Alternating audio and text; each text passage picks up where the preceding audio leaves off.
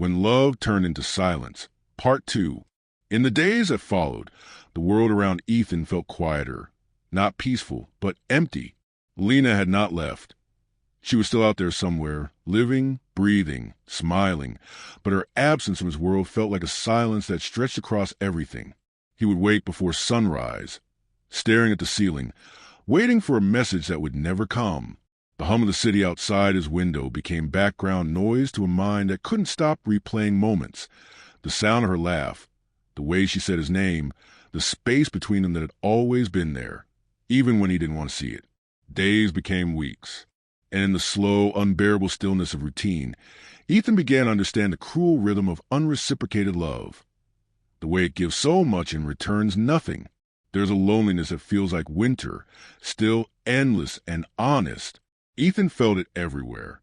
He tried to busy himself, taking photos again, walking through the city, sitting in the same cafe where it all began. But the air felt different now. The chair where she once sat seemed smaller, quieter. The sunlight didn't fall the same way. The truth was simple. He was learning to exist without her, one slow heartbeat at a time.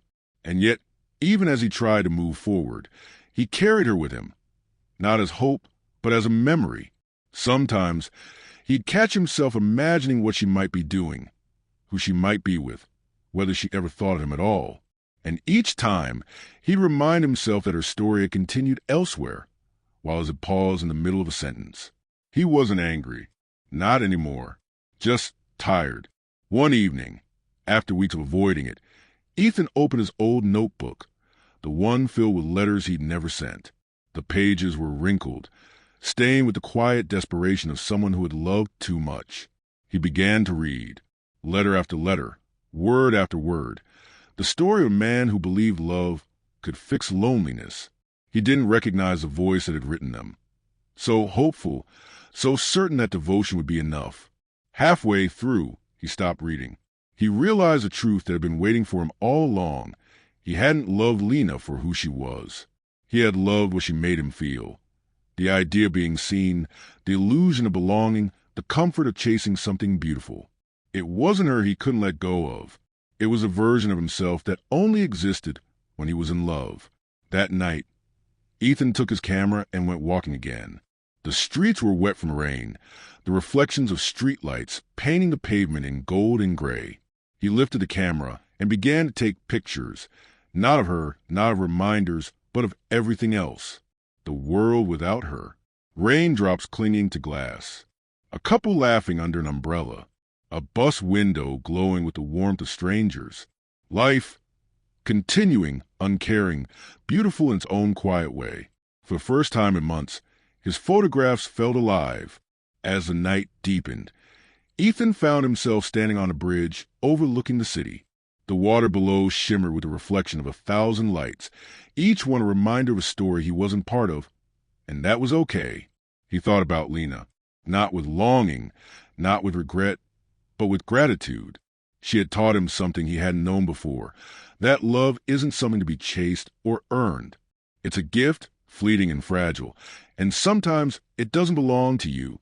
And maybe that was a lesson all along, to love without expectation, to let go without bitterness, to remember without pain. In the weeks that followed, Ethan stopped visiting the cafe. He stopped checking his phone. He started saying yes to small things again, dinners with friends, quiet mornings with coffee, moment of laughter that didn't feel heavy anymore. There was no single moment when he moved on. Healing, he realized, isn't a clean break. It's a series of soft goodbyes. You don't wake up one morning and stop loving someone. You just wake up one morning and realize it doesn't hurt as much as it used to. The silence that once haunted him became something else. Peace. Months later, on a spring afternoon, Ethan passed by that same cafe again. The air was warm, the city loud with life. Through the window, he caught a glimpse of someone who reminded him of her. The same tilted head, the same kind of calm. But it wasn't her. And instead of stopping, he smiled and kept walking. There was no ache, no weight, no lingering question of what could have been. Just a quiet appreciation for what once was, and the man he had become because of it. Love, he thought, isn't always a shared story.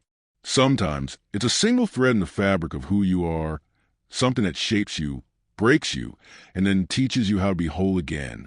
Ethan had learned to live with the echoes, not chasing them, not mourning them, just listening.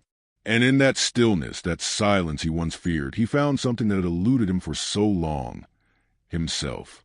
If you enjoy this story, share your experience, like, and subscribe for more.